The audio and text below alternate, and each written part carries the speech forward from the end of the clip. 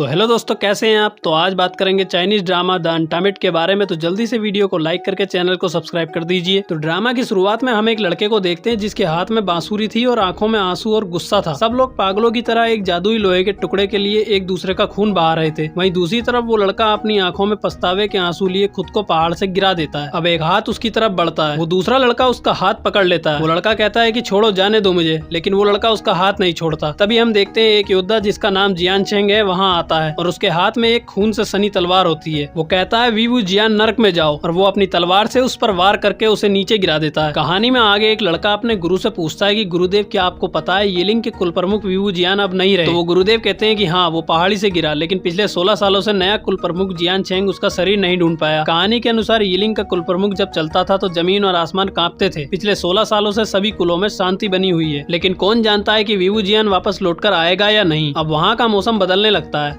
आसपास रखी चीजें हिलने लगती हैं। हम एक आदमी को देखते हैं जो ये कहता हुआ जाता है कि आत्माएं लौट आती हैं, उन्हें कहाँ जाना है। अब एक घर में हम खून और कुछ मंत्र लटकते हुए देखते हैं, जहाँ एक लड़का बैठा हुआ था। वो वीवू जियान था जो पहाड़ी की चोटी से गिरकर मरा नहीं था। वहाँ एक लड़का आता है जिसका नाम मो शुआंशु था। वो जियान उससे कहता है कि क्या चाहिए तुम्हें। तो वो लड़का कहता है कि आज से तुम मो शुआंशु हो, मैंने तुम्हें आज ही के दिन के लिए बचाया था। वो कहता है कि तुम उन सबका खात्मा करोगे, तुम मेरा बदला लोगे। और यह कहकर वो लड़का गायब हो जाता है, क्योंकि वो उस लड़के की आत्मा थी। मो शुआंशु कब का मर चुका था। अब वो जियान उस नकाब को उठाता है, तभी वहाँ कुछ लोग आकर उसे मारते हैं। उनमें से एक कहता है कि तुम मेरे घर में रहते हो और मेरी शिकायत करते हो। वो लोग कहते हैं कि हमने सब जगह ढूंढा, लेकिन हमें रक्षक दल की कोई चीज नहीं मिली सिवाय इन कागजों के। अब वो उसे धमकाकर वहाँ से चले जाते हैं। अब वुजियान अपने हाथों को देखता है जिस पर मो शुआंशु के घाव आ गए थे। तभी वहाँ एक लड़का आता है और कहता है कि पागल मो शुआंशु, तुम बाहर क्या कर रहे हो और तुम्हारा मुखौटा कहाँ है। तो वुजियान पूछता है कि मैं मो शुआंशु हूँ। तो वो लड़का कहता है कि हाँ, तुम मो शुआंशु हो, क्या हुआ है तुम्हें, लैनलिंग से लौटने के बाद अजीब व्यवहार कर रहे हो। वुजियान उससे पूछता है कि मेरी उम्र क्या थी जब मैं लैनलिंग गया। तो वो लड़का कहता है कि 13 साल,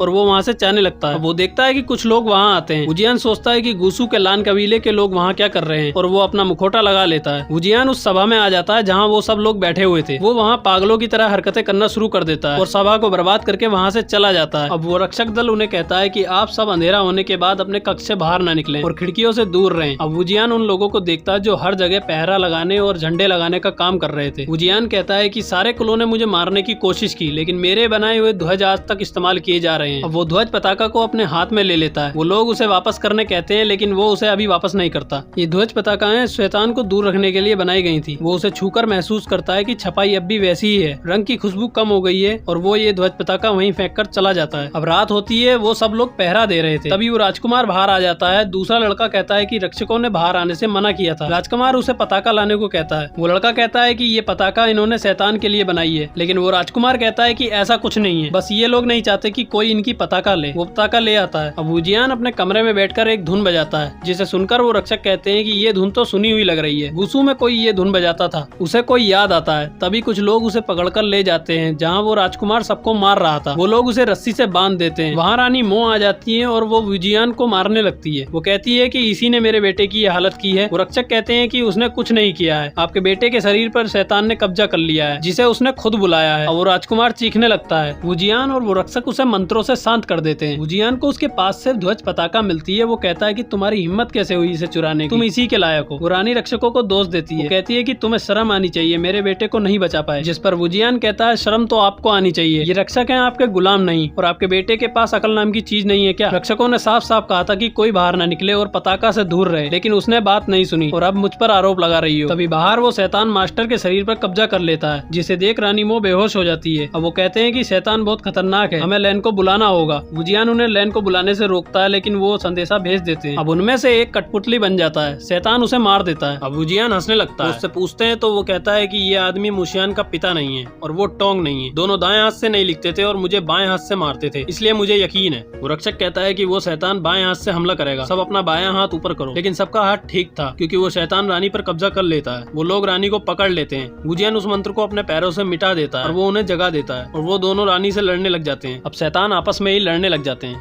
मानो जैसे वुजियान के इशारे पर लड़ रहे हो। अब हम एक लड़के को देखते हैं जिसे रक्षकों का संदेश मिलता है और वो वहाँ से निकल पड़ता है। अब रानी रक्षकों की तरफ जाती है, तभी वुजियान उसे मंत्र से काबू कर लेता है और वहाँ एक और मंत्र से हमला होता है। वुजियान छिप जाता है क्योंकि लैनजंग वहाँ आ गया था और वो उसे पहचान लेता। वो अपने संगीत से उन्हें शांत करता है। वो लोग कहते हैं कि ये आत्माएं आखिर चाहती क्या है। हांग वंगजुन उन्हें बताते हैं कि ये आत्माएं नहीं बल्कि आत्माओं के भेष में एक बुरी शक्ति है। वो उस तलवार को देखते हैं। वो कहते हैं कि स्टीजन दिव्य तत्व, ये तलवार उसी की बनी है। वो लोग कहते हैं कि ये तत्व तो नष्ट कर दिया गया था, क्या यिलिंग का कुल प्रमुख वी वुजियान फिर से लौट आया है। तभी वहाँ से कोई भागता है। लैनजंग उसका पीछा करता है लेकिन लैनजंग को कोई नहीं दिखाई देता। अब एक आदमी उस गुरुदेव को सोने का पत्थर देकर चला जाता है जो उस यिलिंग के कुल प्रमुख की कहानी सुनाता है। अब वुजियान अपने गधे को लेकर वहाँ से निकल पड़ता है। वो अपने हाथों के निशान देखता है जिस पर 3 निशान तो मिट चुके थे लेकिन एक निशान रह जाता है। अब वुजियान सोचता है कि मुझे अभी एक और बदला लेना बाकी है। कौन है वो और कहाँ है, इसी के साथ पहले एपिसोड का एक्सप्लेनेशन खत्म हो जाता है।